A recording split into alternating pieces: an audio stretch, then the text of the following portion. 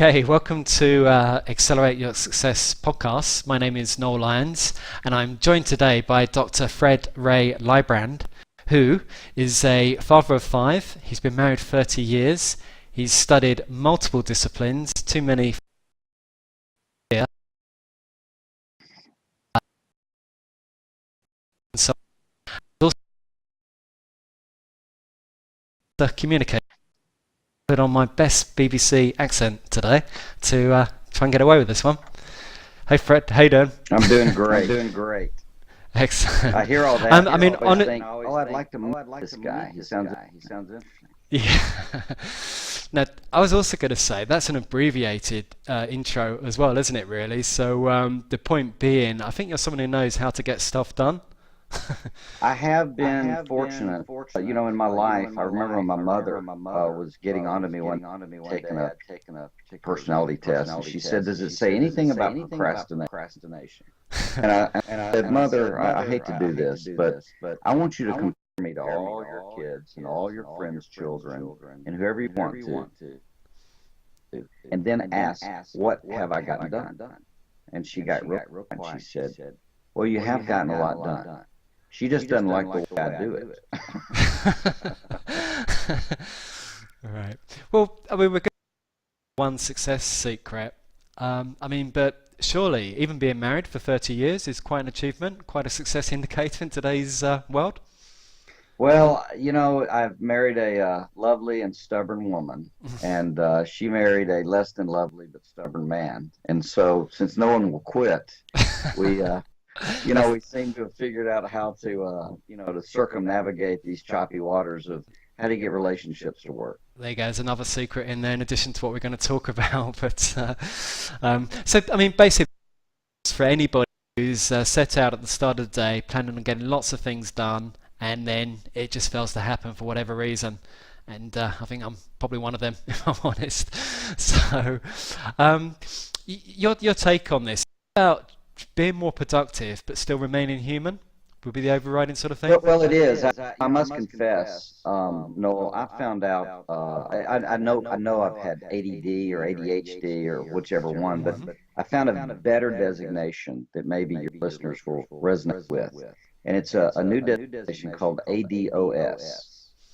That stands for Attention Deficit. Oh, squirrel! And that's a lot of how most of us go through life, that many of us have all of these things we're interested in doing, and we get distracted. The people that don't want to do anything aren't going to be listening to this podcast anyway, so they're off the list. But the rest of us do have that challenge of how do you sort out, how do you figure out what exactly you're going to get accomplished, how you're going to advance the ball for yourself. And it's not an easy human problem, largely because of the way we think about things. The other side is just how much is offered nowadays. And I think that's a big part of it, because on one side of the coin, you about like a competitive, confusing world. In Europe, we've got 1 in 4 under 25s are unemployed. Wow. Doom and gloom, no future, and I'm like, whoa, what's all that about? And yet, on the other hand, we're a generation that has just never had it so good. And this is where we're talking today with the technology we have, with our ability to travel and to work as well. I read a research paper today on lifespan that the average American is living 3.8 years. They're not just sort of longer. And so for me, it's the real differentiator, isn't it? Those who are able to get ahead and get stuff done and be successful, and then unfortunately those who find it very hard going right now. And so really, it's, as you just said, it's a paradox of choice, isn't it? Not. Well, it is. I remember as a young boy in Atlanta, Georgia, here in the States, I went to something called Six Flags, big, amusement park. A parlor that had 30 or 41 or 51 flavors rather than vanilla, chocolate, and strawberry. And I was so overwhelmed with the options, I ordered vanilla. I simply couldn't make a choice, and this is because it's limits that create focus.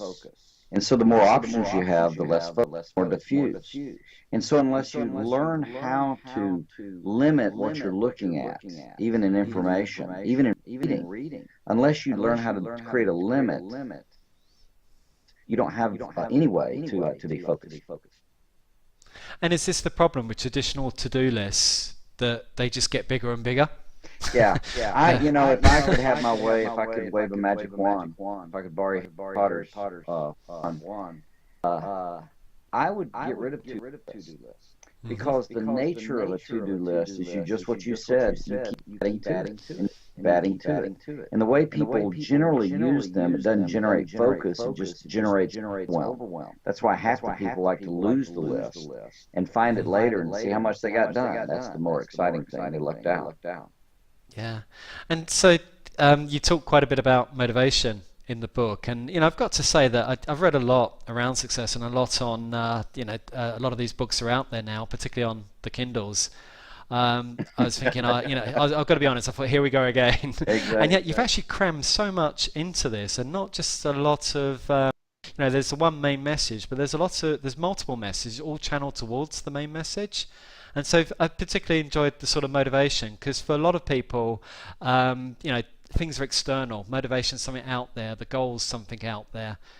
Could you perhaps elaborate a little bit on that? Because I think that would be helpful. Sure. What I've learned about motivation, some of my mentors, and then trial and error, is that motivation is not single point caused. This is where we get fouled up. We just think we've got this inspiration in us, or this thing we desire, or some angst or unction, and the reality is that there's a relationship going on between something you want and where you are currently.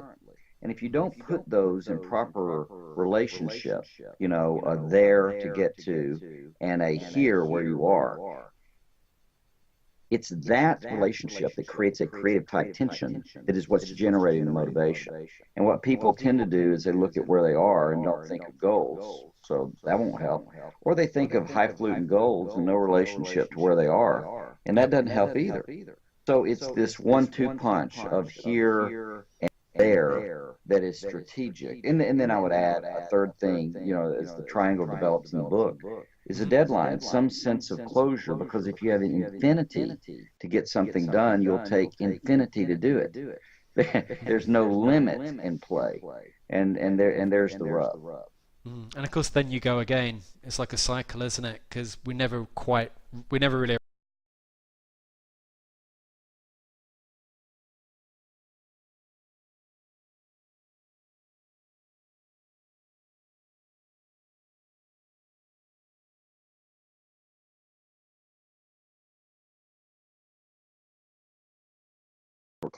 And I could get them to look at how it looked now, right?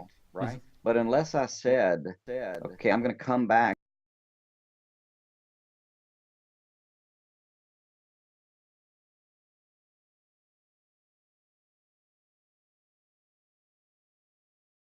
and have that, if I just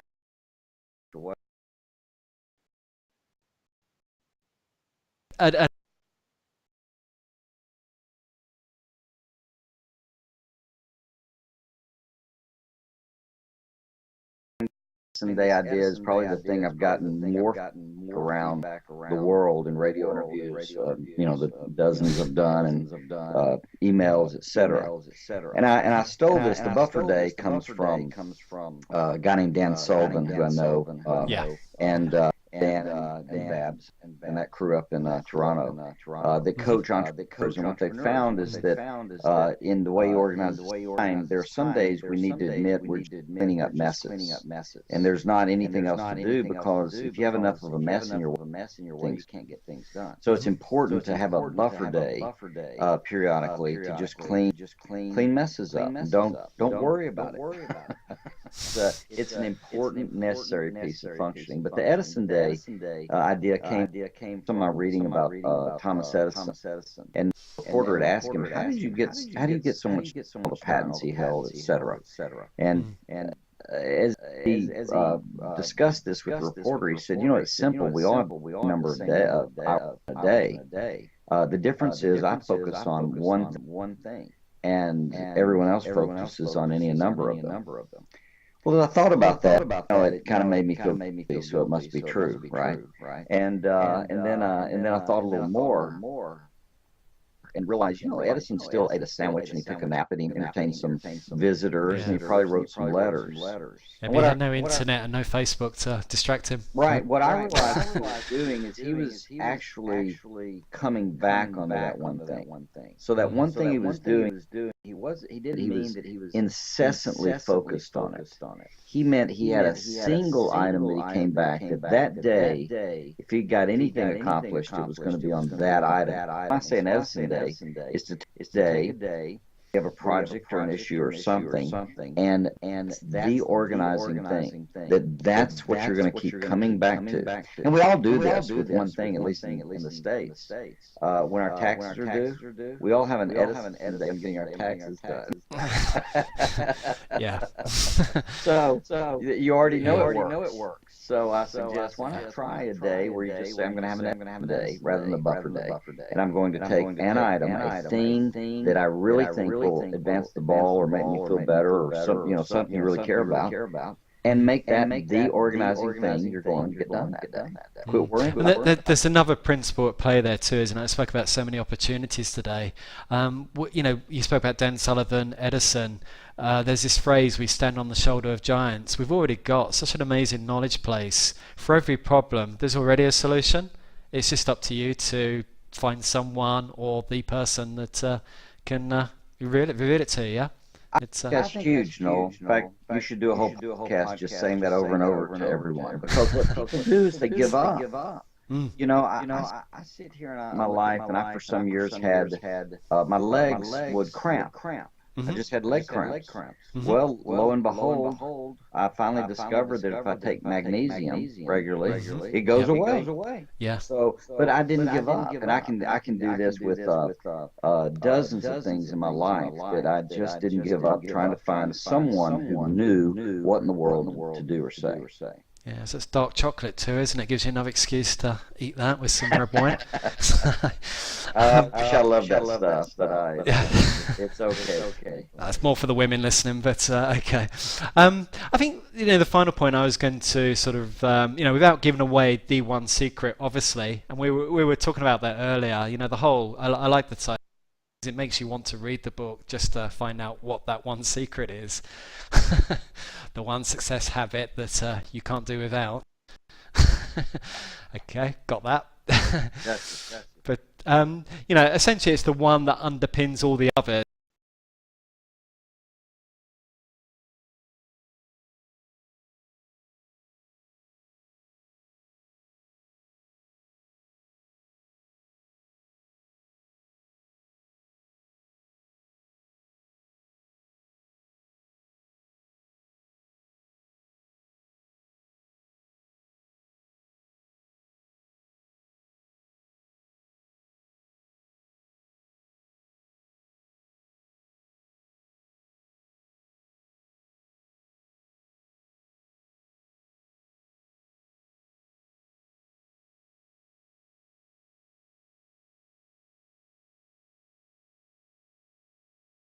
Not get to where I want to go.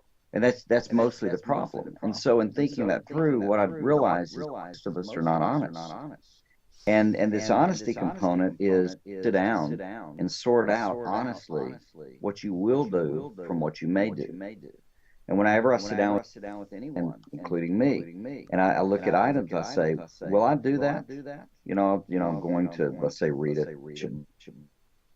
book or something. And I say, will I? Well, if my answer is yes, I then ask, really? And then I might say yes. Really? I go, no, I may do that. Okay, we'll keep it in the category. Because when you sort out what you really will do in a day, you have a capacity to be honest about whether you're going to get it done. And most people don't. They just write these magnificent of all the stuff they're going to do. And all that is a recipe for anxiety and frustration and disappointment, confusion, and being, all hat and no cattle, as we say here in Texas. Because I was thinking one's in the head, whereas the other one, that really, it's just connecting the heart a little bit with the head, isn't it? So there's just more drive behind it that, it's something you want and will get done. I think So that's I right. like that. Exactly. Cool. Well, I'm going to finish this one quote just by someone who left a kind review for you on Amazon, which I thought was kind of funny.